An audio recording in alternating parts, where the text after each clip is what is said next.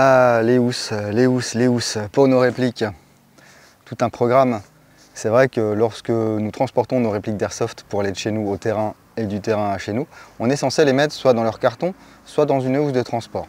Mais quelle housse choisir? Ça, parmi tous les modèles présents sur le marché, eh bien, il n'y a que l'embarras du choix et chacun ses préférences selon le type d'emport, selon le nombre de répliques, la taille des répliques bien sûr. Moi, ma première housse d'Airsoft, c'était une housse Swiss Arms que j'ai eue avec ma toute première réplique. Et c'est une housse que j'ai toujours et qui est toujours à peu près en état, avec 3 velcro ici pour attacher une réplique. Et moi, ce que je faisais en fait, je mettais un torchon et je mettais une deuxième réplique par au-dessus. Ça passait. J'ai pas eu de soucis au niveau des fermetures éclairs, j'ai pas eu de soucis au niveau de la poignée de transport. Et il y a également ici un compartiment de chaque côté. Voilà, ici on voit qu'il y a un accroc, mais elle a tenu quand même une bonne quinzaine d'années. Il y a à peu près 3 ans, eh bien, on m'a donné la même, mais le nouveau modèle, en fait, modèle Swiss Arms, pareil pour mettre normalement une réplique. C'est le même principe, sauf que l'intérieur a un petit peu changé. C'est plus du tissu, c'est de l'espèce de nylon.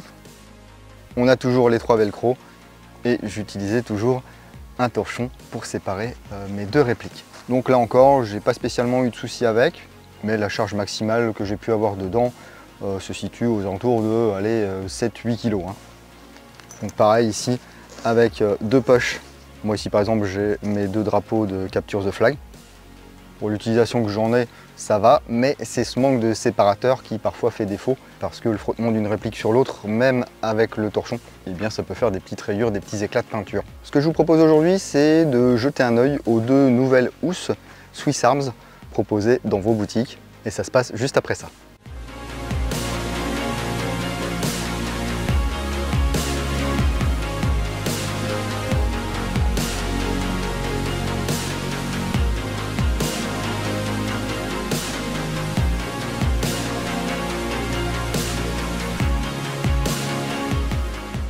Merci beaucoup à Cybergun de m'avoir envoyé ce petit package afin que je puisse découvrir ça et puis vous le montrer. Alors à la base, Swiss Arms, c'est un armurier suisse, mais là c'est aussi sous cette marque, sous ce logo, que Cybergun vend à peu près tout son gear. Donc il y a un modèle 91 cm pour 2 répliques, il y a un modèle 107 cm pour 2 répliques. Les deux sont disponibles en 3 teintes. Donc ici du coyote, ici du gris et en noir. On est à peu près à 90 € pour le modèle 91 cm et 100 € pour le modèle 107 cm. Donc on est loin des housses que je vous ai montré dans l'intro ici. C'est pas du next-gen, hein, mais c'est quelque chose d'un petit peu plus élaboré, avec plus de poches, avec plus d'espace. C'est fabriqué en nylon. On va commencer par le modèle 91 cm. Sur l'extérieur déjà, on a 2 poches latérales qui sont fermées par une boucle et un velcro. Donc ici, vous allez pouvoir mettre du gaz, des billes, des chargeurs, bref, il y a de quoi faire. On a également une grande poche centrale avec un zip ici de chaque côté. Ça ne se rejoint pas, hein, ce sont 2 poches séparées et différentes. 3 rangées mollies pour attacher d'autres poches. Et ici, une grande bande de velcro pour coller vos patchs préférés bien sûr. Et cette grande poche, elle est maintenue fermée par une fermeture éclair en plastique. Voilà, elle est assez grosse. Là encore, ça n'a rien à voir avec les anciennes. Et lorsqu'on ouvre ici, eh bien, c'est l'opulence parce qu'on a également ici 2 compartiments qui sont fermés par du velcro, des boucles ici et 2 compartiments avec du mesh qui sont fermés par des fermetures éclair. Voilà. Donc on va pouvoir mettre vraiment beaucoup de choses, des documents, nos téléphones, des chargeurs. Et on a également le compartiment principal, donc fermé là aussi par une grosse fermeture éclair. Alors le fait que ce soit du plastique, je ne sais pas si j'aime bien. Faut voir si ça résiste. Ça dépend comment vous allez charger votre housse et comment également vous allez la transporter. Parce que s'il y a des tensions ici et là sur la fermeture éclair, eh bien ça peut dégager le zip, ce serait quand même dommage. Donc on va pouvoir ouvrir ici et on a effectivement 2 compartiments. Donc ici on va pouvoir coincer la crosse et le canon de notre réplique. 2 gros scratchs ici pour la maintenir. une séparation centrale qui est amovible. Voilà, comme ça si vous voulez mettre une grosse réplique, par exemple là-dedans une M249 ou quelque chose comme ça, eh bien le compartiment central ne vous embête pas. Sur les fiches techniques, j'ai pas vu de masse maximale à ne pas dépasser, mais bon, soyez raisonnable. Le deuxième compartiment ici, un rabat, voilà, qui va permettre de protéger justement la fermeture éclair des éventuels morceaux de réplique qui dépassent et qui vont venir forcer et peut-être pénétrer la fermeture éclair. Et au niveau des solutions de transport, eh bien, on a une poignée ici qui peut être fermée grâce à un velcro. Et au dos de la housse, eh bien, c'est également l'opulence parce qu'on a ici une première sangle. Donc ici, moi je l'ai accroché comme ceci, mais normalement, hop là, ça vient se mettre sur une boucle métallique devant. Voilà, si on veut l'enlever, on l'enlève. Il y a également à l'arrière deux autres compartiments fermés par des zips. Alors, je vous dis une bêtise, c'est pas deux compartiments, c'est un seul cette fois-ci. Donc pour l'ouvrir d'un côté comme de l'autre. Dépassant ici, alors ça ressemble à du molly, mais c'est vachement plus gros, où on pourra en fait régler ici les sangles qui permettent de porter la housse sur ses épaules. Et on a une attache abdominale ici, comme les sacs à dos, hein. Et ici, on a une poignée de chaque côté. Voilà, une poignée renforcée avec une espèce de matériau, j'aurais dit du cuir, mais en fait ça a l'air un petit peu plus caoutchouteux. Sur toutes les fermetures de zip, on a des petits morceaux de paracorde là, en lieu et place des attaches métalliques. Et si tout ce bazar qu'il y a derrière, là, ça ne vous intéresse pas, si vous voulez juste la transporter à la main pour aller de votre coffre à votre domicile par exemple, vous pouvez bien sûr enlever toutes ces lanières et tous ces passants. Et donc là-dedans, vous allez pouvoir mettre vos répliques préférées. Voilà, hop.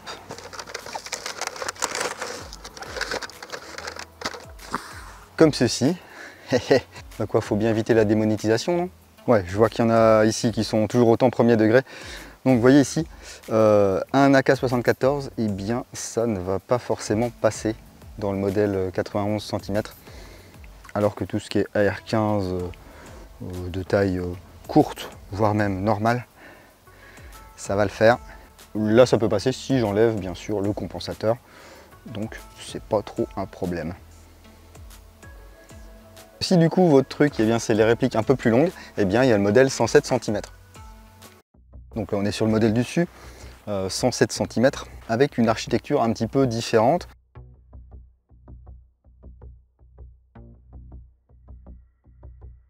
On va toujours avoir un bloc central. Ici on va avoir une poche de chaque côté fermée par un zip. Elle est très profonde.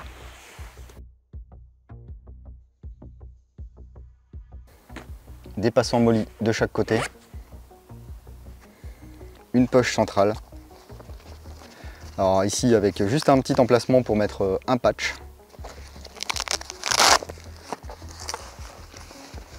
Ici il y a de la place. Vous avez un petit élastique là avec une pièce de blocage qui va permettre d'ajuster la tension de ces élastiques. Idem sur les poches latérales. Bon, une boucle, un velcro. Il y a un séparateur. Et puis à l'intérieur ici, c'est également différent du plus petit modèle parce que sur la partie supérieure là, on a deux poches. Voilà, fermées par des fermetures éclair. Et ici, deux compartiments fermés par un velcro.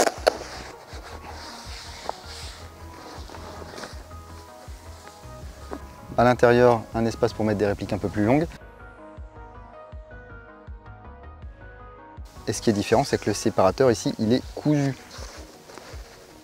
Et c'est assez fin. J'aurais peur qu'au fil du temps, ça ait tendance à s'arracher.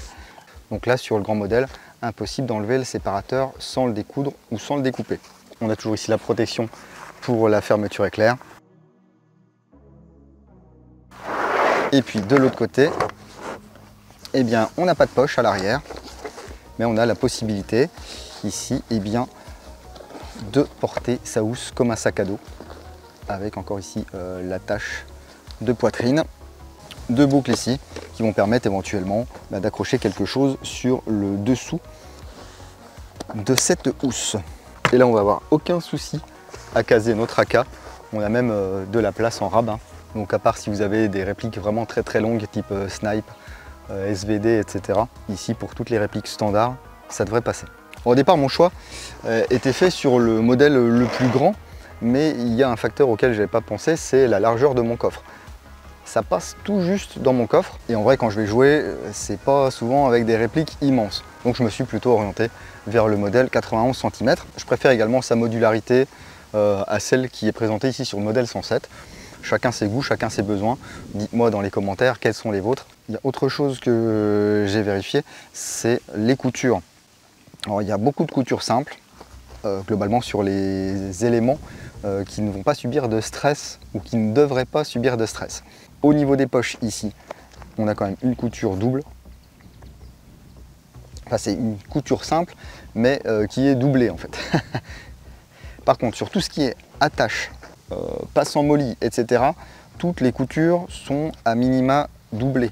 Donc vous allez pouvoir tirer là-dessus normalement, à part si ça a été mal verrouillé à la fin, vous ne devriez pas avoir de soucis au niveau des coutures. Après, je ne suis pas fabricant de gear, je ne suis pas un gros geardo, donc peut-être que les coutures elles vont faire 2 semaines et qu'elles vont péter. Mais là, de prime abord, on a beau tirer dessus, hein, on n'a pas l'impression que ça va sauter comme ça. Hein. Et puis si c'est le cas et que ça pète au bout d'une semaine ou deux, eh bien n'hésitez pas à contacter votre boutique, à faire fonctionner le SAV, parce que c'est pas prévu que ça dure que 15 jours. Hein. Attention également aux fermetures éclairs, à bien les fermer tout le temps à fond, autant que possible, à bien positionner le rabat afin que vous n'ayez pas un optique ou quoi que ce soit qui vienne forcer directement sur la fermeture éclair. De toute façon, la plupart du temps, quand vous avez une housse ou un truc qui ferme avec une fermeture éclair, à un moment donné, la fermeture éclair, elle ne va pas très bien fonctionner. Soit ça va sortir de son emplacement, soit il y a quelque chose qui va venir forcer dessus et puis déformer les dents. Et c'est jamais cool d'avoir une housse qui ne se ferme plus. Voilà, alors ici ça fait un petit peu tortue géniale. J'ai effectivement ma housse dans le dos. Et je me suis aperçu du coup qu'ici, au niveau de l'attache, il y a une partie élastique. Donc ça permet d'améliorer le confort lorsqu'on respire. Hein. Voilà, on n'a pas quelque chose qui va venir nous écraser la poitrine, c'est aussi bien. Donc là, c'est bien, ça fait cale-tête. Voilà. Si vous avez en plus des répliques là-dedans, c'est bien rigide, c'est encore plus rigide. Les sangles sont très larges, donc c'est plutôt confort. Ça répartit bien la charge sur vos épaules.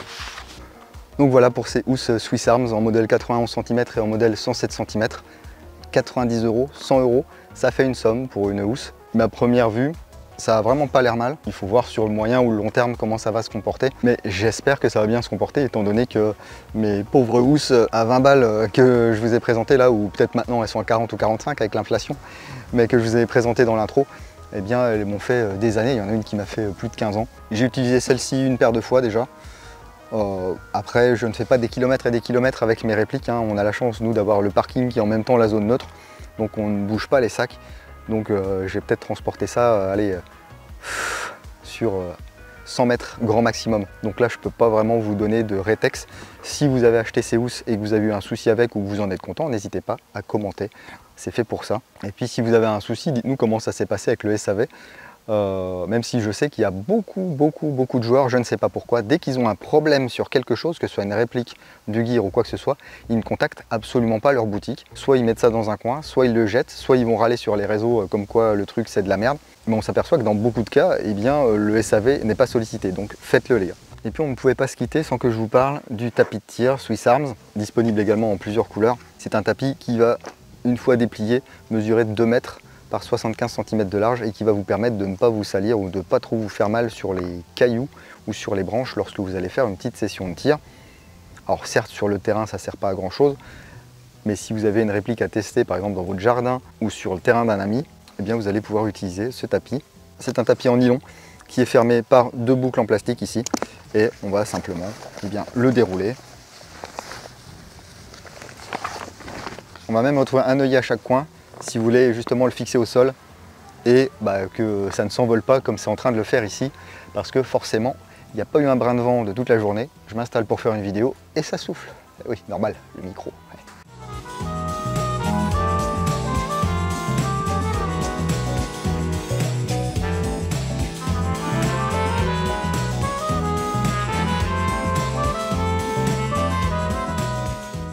Oui, en plus je pensais qu'à replier ça allait être la galère, mais non, ça se fait bien. Voilà, j'en ai fini avec cette vidéo de présentation et de découverte de ces housses Swiss Arms. N'hésitez pas à me dire ce que vous en pensez. Hein. Est-ce que le prix vous paraît correct? Est-ce que c'est trop cher pour ce que c'est? Est-ce que vous l'avez acheté? Est-ce que vous avez eu des problèmes? Est-ce que vous n'avez pas eu de problème avec? Est-ce que vous en êtes content? Voilà, dites-nous tout. Et puis si cette vidéo vous a plu, n'hésitez pas à lâcher le petit pouce bleu qui va bien, ça fait toujours plaisir. Le pouce rouge si vous n'avez pas aimé, ou alors que vous êtes un gros rageux et juste parce que c'est écrit Swiss Arms ou Cybergun, eh bien vous avez décidé que c'était de la merde. On sait ce que c'est, il y a encore des gens qui vivent dans les années 2000. Hein. Et puis si ce n'est pas encore fait, abonnez-vous à la chaîne, c'est gratuit. Et vous pouvez même activer les notifications pour en louper le moins possible. Mais pour ne rien louper, vous pouvez me suivre sur Facebook, sur Instagram, sur Twitch et sur www.l'entredudingo.com. Merci beaucoup à toutes les personnes qui soutiennent l'antre.